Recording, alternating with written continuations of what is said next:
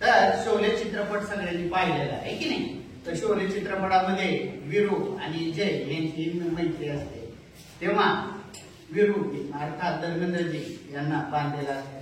त्यावेळेस अमिताभ बच्चन यांची एंट्री होते, त्यावेळेस अमजद खान म्हणतो, त्यांचा तो डायलॉग मी थोडक्यात म्हणून जातो तो कसा,